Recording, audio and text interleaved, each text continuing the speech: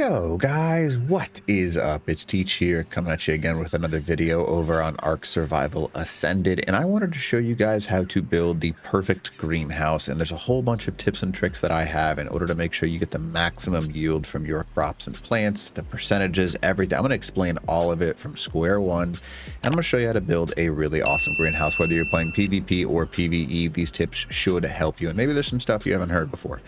So anyways, let's go ahead and get started with this. If you don't mind, smash that like button, leave a comment below for the algorithm, and then consider subbing to the channel. I'm getting close to 100K, and that's been my dream all along. So what you're going to do first and foremost is have some foundations ready to go. It does not matter what kind of foundations you have, by the way. Some people, for some reason, think that you need a total, like there's a better way to have foundations or anything along those lines, and there's not really a better one.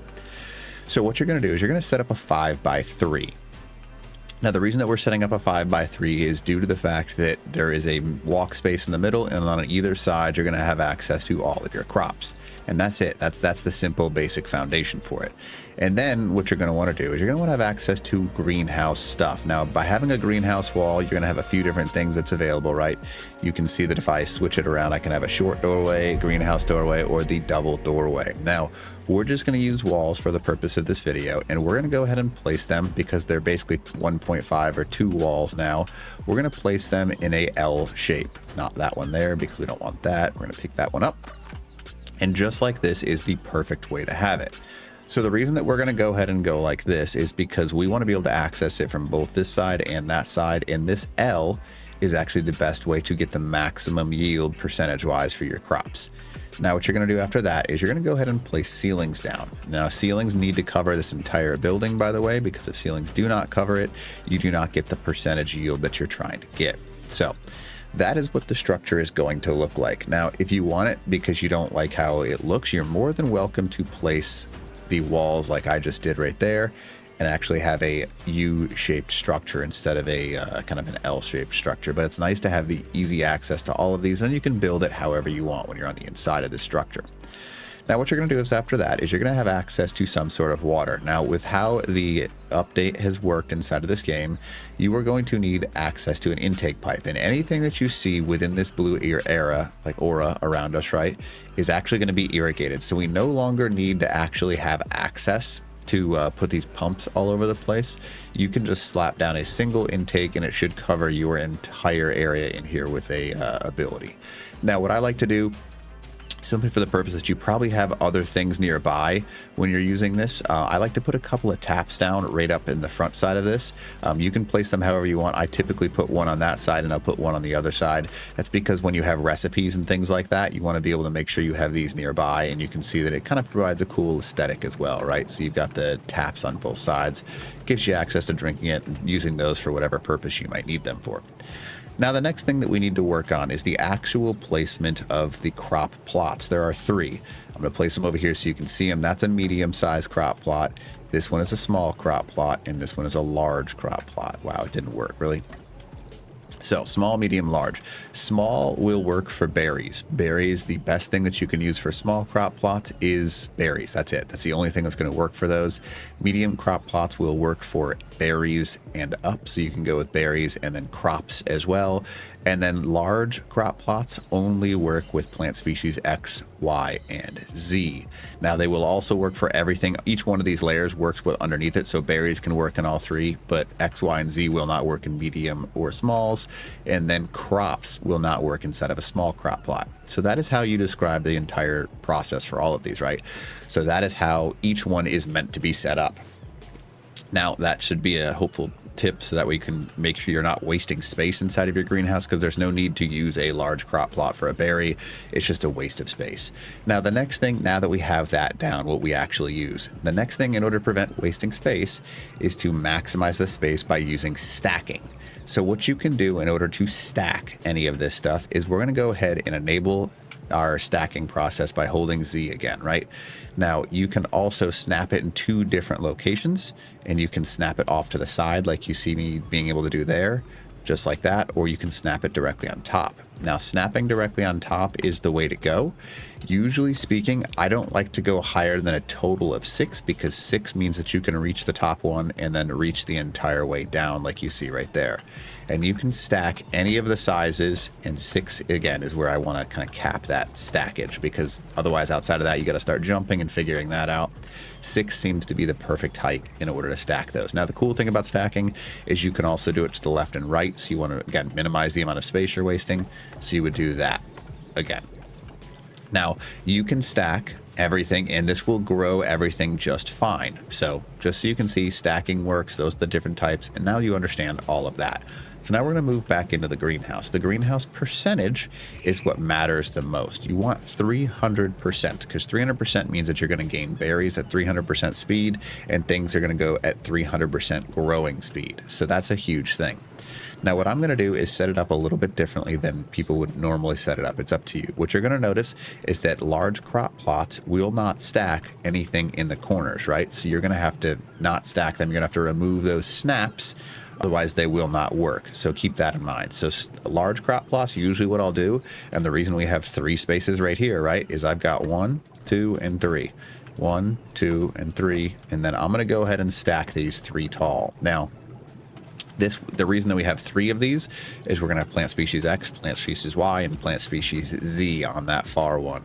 And all 3 of those are going to be easy access right at the front door. And that's if you want to have access to those. Some people like to do it where they've got plant species Z, there's Y, and there's Z again. It's up to you. It doesn't matter. You don't technically need any plant species X in here, but that's entirely up to you. Now, the next thing that we're going to do is you'll notice that medium crop plots and small crop plots work just fine, but they waste a lot of space if you enable snapping. So what you're going to end up doing is you're going to actually change and turn off snapping. Now, to do that, you're going to hold Z, and then you're going to place this guy as close as you can get it in the corner over here, okay? Now, the reason that we're doing that is because we want to make sure that we're not wasting space inside of this greenhouse.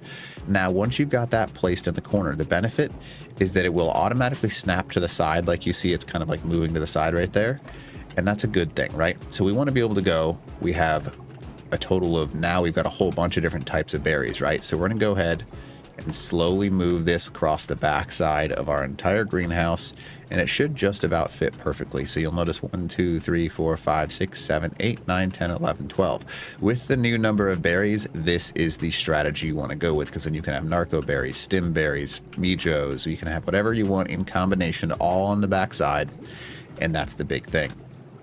Now with those smalls, in order to stack these again, what we're going to do is we're going to enable snapping again. We're going to go ahead and hold that to enable snapping, and notice how we can start stacking these snaps again. So we're going to go ahead and go 4 tall on these, and I don't like to go up to 6 because I like to make sure that my berries don't go over the roof. It bothers me when things start going through the roof for some reason, so that's why I do that. So I'm going to go ahead and go 4 tall.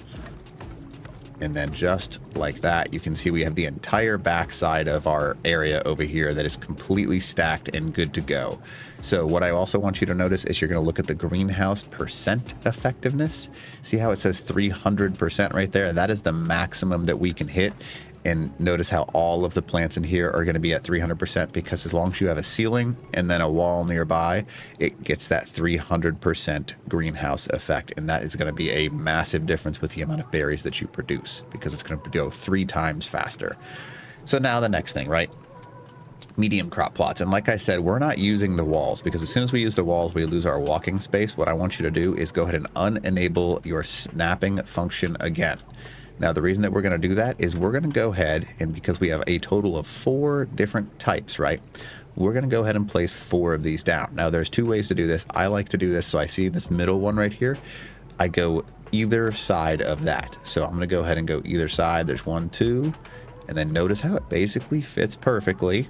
Again, there's a total of 4 different crops. You've got your potato looking things, you've got your corn looking things, you've got your rocket or carrot looking things, and then you've got your citronal. Now these right now, we're going to stack them as well. So we're going to go the entire way across. 1, 2, 3. Now if you want, you can go 4, but that's up to you. It doesn't matter all that much. And now we have ourselves, we can fit every single crop inside of this crop house, and it's literally a 5x3 structure, right? So we've got a 5x3 and everything will fit inside. It's all irrigated. It all has a 300% bonus. And literally that's the hardest part of this whole process, right? So now we've got a structure that fits everything with the 300% bonus. Everything that we could possibly need can fit inside this greenhouse. And now it just comes to the extra features. The extra features being like a dung beetle. We want to be able to place a dung beetle right outside so we have instant access to fertilizer, and then go ahead and pop in the fertilizer into all of our stuff here, right? So how I would organize this, probably personal opinion, you don't have to do this, but narco berries and stim berries next to each other. I would probably put mijo berries, and then I would also take your tinto berries next to each other, because all four of those are the ones that are regularly used, whereas the other stuff are just used for dyes. And then these four, obviously, one stack is a full stack of your rocka root, and one stack is a full stack of citronal. This is a full stack of sava root, and then this is a full stack of, I can't think of the name of it, but you know what I'm talking about. So the entire thing, so the entire stack that we have created is going to be one berry. This is going to be another type of berry, another type of berry, another type of berry. You get the point, right? So you're just going to do vice versa that entire way across, and that is how you do it, right? Now, basically by creating a greenhouse like this, what you're going to be able to do is you're going to prevent ever having to go on a berry run again, because it's going to produce so many berries that you don't actually have to do anything. You can get a maximum stack of 300, I guess 3 different stacks. So you'll be able to get 300 per crop plot every, like, give or take hour or so. So whenever you feel like you actually have to go on a berry run, just walk inside of your greenhouse, pick up the berries, and put it inside of your trough, or feed whatever you got to feed. And that is literally all you have to do. So that is how you do the perfect greenhouse build. If you have any questions, please put them in the comments below, and I'll do my best to get back to you. This should have answered just about everything. And that's all the major stuff. So hopefully this video helped you out. All right, Teach out.